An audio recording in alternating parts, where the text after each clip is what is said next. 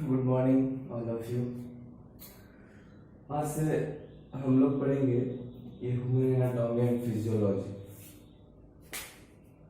इसके बाद हम नेक्स्ट टॉपिक या नेक्स्ट ये पढ़ेंगे, लेकिन पहले हम लोग एनाटॉमी फिजियोलॉजी को स्टार्ट करते हैं। फिर धीरे धीरे और भी जैसे आइज के बारे में बताएंगे, फिजिक्स एंड ऑप्टिक्स जो भी हो, फार्मेसी सभी को हम लोग धीरे धीरे बताएंगे। लेकिन अभी फिलहाल फर्स्ट ईयर में हम लोग को ये जरूरी है, क्योंकि आई तो आप लोग हॉस्पिटल में जाते होंगे तो कुछ थोड़ा बहुत सीख लेते होंगे, ठीक है।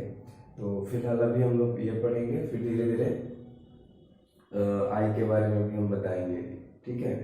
तो पहले हम लोग anatomy and physiology, human anatomy physiology पढ़ना है और इससे क्वेश्चंस एग्जाम में आते हैं तो उसको लिखना होता है। और एग्जाम में क्वेश्चन जैसे ऐसे नहीं आता है जैसे 11th-12th में आप दिए हैं और इस तरह से डील नहीं करना होता है। इसको थोड़ा ज़्यादा एक्सप्लेन करना होता है, हर एक पार्ट, बॉडी के पार्ट को अच्छे से डिस्क्राइब करना होता है, उसका एनाटॉमी फिजियोलॉजी पूरा अच्छे से उसको डिस्क्राइब करना होता है, ठीक है। तब आपको अच्छा नंबर मिलेगा, ठीक है। तो हम सबसे पहले थोड़ा सा इंट्रोडक्शन दे देते हैं इसके बारे में कि हमारे बॉडी में कितने सिस्टम होते हैं और हम लोग क्या क्या जरूरी है पढ़ना। तो सबसे पहले डाइजेस्टिव सिस्टम, उसके बाद रेस्पिरेटरी सिस्टम, उसके बाद सर्कुलेटरी सिस्टम, उसके बाद एक्सक्रीटरी सिस्टम, उसके बाद रिप्रोडक्टिव सिस्टम, उसके बाद skeletal system, muscular system, endocrine system and nervous system. हम थोड़ा थोड़ा अभी ही लिटरेचर में ही बता देते हैं कि किस में क्या क्या जानना है। तो आप लोग को तो पता ही है, शुरू से ही पढ़ते हैं। डाइजेस्टिव सिस्टम में हम लोग को पढ़ना है डाइजेशन के बारे में। जो भी हम लोग फूड मटेरियल को खाते हैं उसको कैसे डाइजेस्ट हमारा शरीर करता है, कौन से फूड, कौन से न्यूट्रिएंट्स को किस तरह से डाइजेशन होता है, पहले किसको होता है, बाद में किसको होता है, और कौन से न्यूट्रिएंट का डाइजेशन कहाँ पे होता है, स्टार्ट कहाँ पे होता है, खत्म कहाँ पे होता है, ये सारे कुछ हम लोग डाइजेस्टिव सिस्टम में हम लोग, इसका मतलब इसमें हम लोग डाइजेशन के बारे में पढ़ेंगे, ठीक है। रिस्पिरेटरी सिस्टम भी पता ही होगा। रिस्पिरेटरी सिस्टम में हम लोग के पढ़ना है कि हम लोग वातावरण से, इन्वायरमेंट से एयर को कैसे शरीर के अंदर लाते हैं और कैसे वो एयर जो है, क्योंकि एयर में तो पता ही है कि बहुत सारे गैसेस मिक्स फॉर्म में होते हैं, जैसे O2 होते हैं, CO2 होते हैं, N2 होते हैं, सल्फर होते हैं, सारे गैसेस प्रेजेंट होते हैं, बट उसमें हमको ज़्यादा ऑक्सीजन ही चाहिए, ठीक है। तो कैसे वो ऑक्सीजन को हमारे शरीर में एयर से फिल्ट्रेट करके हमारी बॉडी में ट्रांसफर करता है और फिर हमारे बॉडी का कार्बन डाइऑक्साइड कैसे इन्वायरमेंट में जाता है, means exchange of gases from environment to our lungs या बॉडी, ठीक है। मतलब कैसे ये होता है, तो हम लोग इसके बारे में डिटेल स्टडी करेंगे। तो उसे हम रिस्पिरेटरी सिस्टम, ठीक है, यानी कि इसमें हम लोग पढ़ेंगे रिस्पायरेशन के बारे में।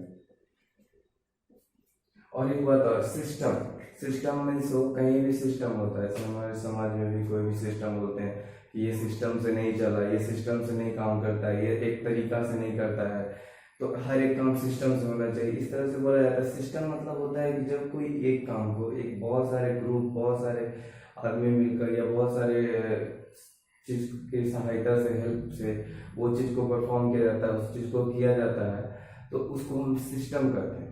मीन्स कि जैसे डाइजेस्टिव सिस्टम बोलते हैं, तो जैसे इसमें हमारा सब चीज आ जाता है, माउथ आ जाता है, टंग, माउथ में टंग, टीथ जो भी हो, ओसोफेगस, फायरिंग्स, आपका स्टोमक आ गया, स्मॉल इंटेस्टाइन, लार्ज इंटेस्टाइन, बहुत सारे एसेसरी ग्लैंड हैं, वो सारे आते हैं जो कि क्या करते हैं, सिर्फ डाइजेस्टिव सिस्टम को ही परफॉर्म करते हैं, डाइजेशन में पार्टिसिपेट करते हैं, ठीक है। स्टोमक का काम क्या है, फूड को डाइजेस्ट करना, ओसोफेगस का काम है फूड को लाना, तो ये सारे मिल करके ही डाइजेशन करते हैं। अगर इसमें से कोई एक भी चीज नहीं काम करेगा तो डाइजेशन नहीं हो पाएगा, ठीक है। तो ये सारे बॉडी और सारे बॉडी का पार्ट मिल करके एक ही सिस्टम को परफॉर्म कर रहे हैं, वो डाइजेशन। तो वो सारे सिस्टम को एक वर्ड में क्या बोल दिए, डाइजेस्टिव सिस्टम बोल दिए। उसी तरह से रिस्पिरेटरी सिस्टम, मतलब कि बहुत सारे ऑर्गन मिल करके एक ही काम को परफॉर्म कर रहे हैं, वो रिस्पिरेशन, तो that is called respiratory system. वैसे सर्कुलेटरी सिस्टम, सर्कुलेटरी का मतलब होता है सर्कुलर, जो भी जैसे हम खाना खाए उसको पचा लिए, रिस्पायरेशन करके उसको एटीपी के रूप में हमारे प्रत्येक सेल में जाकर स्टोर हो गया। अब उसको सर्कुलेट करना होता है, हमारे बॉडी में पूरे बॉडी को में सर्कुलेट होता है। तो आप जानते हैं सर्कुलेटरी सिस्टम में सर्कुलेशन में कौन सा हमारे शरीर के कौन सा पार्ट जो है हेल्प करता है, तो ब्लड वेसल्स करता है। ब्लड के द्वारा हमारे बॉडी में न्यूट्रिएंट्स, ऑक्सीजन जो भी हो, सारे वो ब्लड के थ्रू ही सारे बॉडी में हर सेल्स हर टिश्यू में जाकर के ये सभी सर्कुलेट किया जाता है। किसकी सहायता से? तो ब्लड वेसल्स की सहायता से। तो इसमें से आप तो समझ ही गया हमें क्या क्या पढ़ना है। तो हार्ट पढ़ना है और ब्लड वेसल्स पढ़ना है हम लोगों को, कितने ब्लड वेसल्स होते हैं, कौन कौन क्या किसका काम है, हार्ट का क्या काम है। तो ये सब हम लोग किसमें पढ़ेंगे? सर्कुलेटरी सिस्टम में पढ़ लेंगे, ठीक है। तो इसमें हम लोग पढ़ेंगे ब्लड वेसल्स और हार्ट के बारे में।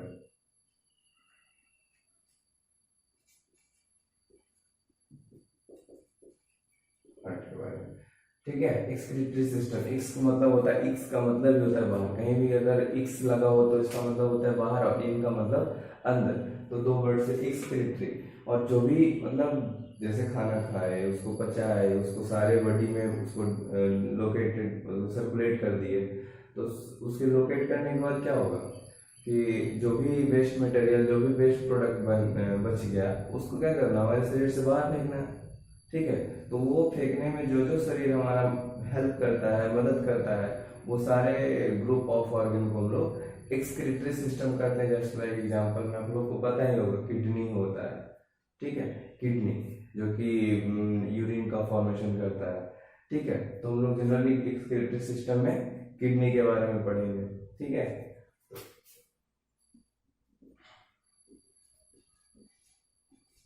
किडनी के बारे में पढ़ेंगे। और इस पांचवा है आपका रिप्रोडक्टिव सिस्टम, ठीक है।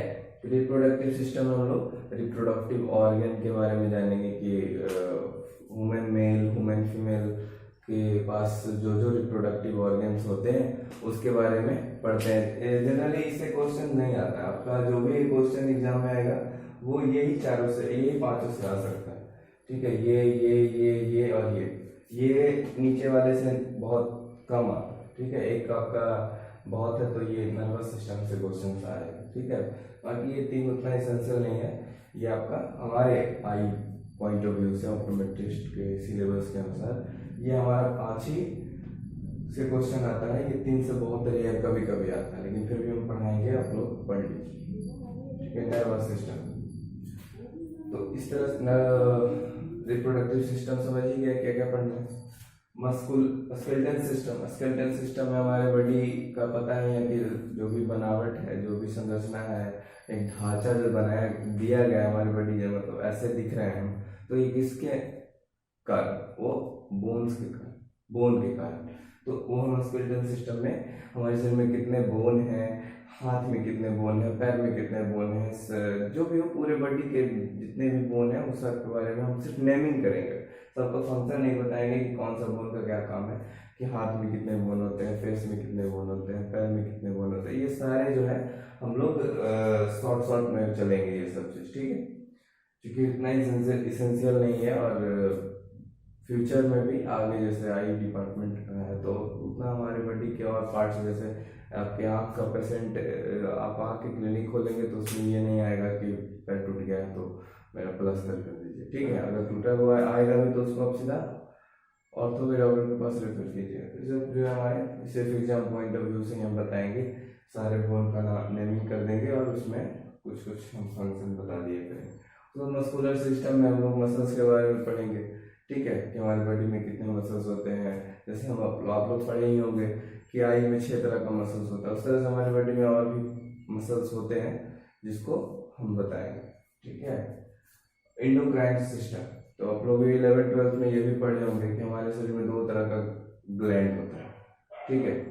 एक एक्सोक्राइन ग्लैंड और एक एंडोक्राइन, तीसरा मिक्स्ड ग्लैंड होता है, ठीक है। तो एक्सोक्राइन से एंजाइम निकलता है और एंडोक्राइन से हार्मोन निकलता है।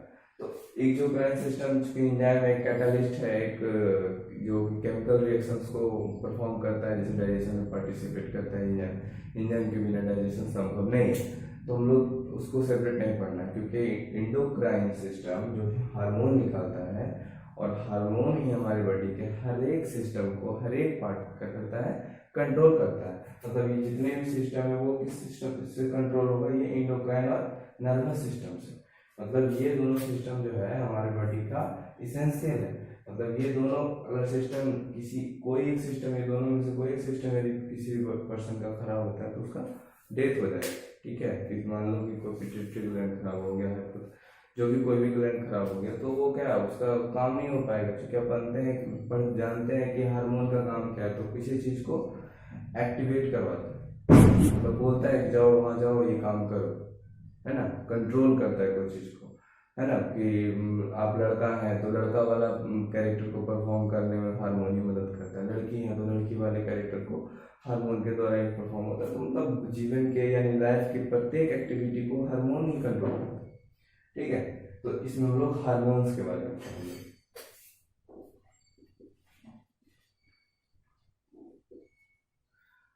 लास्ट है नर्वस सिस्टम। तो नर्वस सिस्टम भी पता ही होगा कि हमारे शरीर में दो तरह का नर्वस सिस्टम होते हैं, सेंट्रल नर्वस सिस्टम और autonomic nervous system, peripheral nervous system. बहुत तरह के नर्वस सिस्टम होते हैं। तो इसमें हम लोग जितने भी नर्व होते हैं, क्रैनियल नर्व जो भी है 12 पेयर, वो सभी हम नर्वस सिस्टम को इसमें पढ़ेंगे, है ना।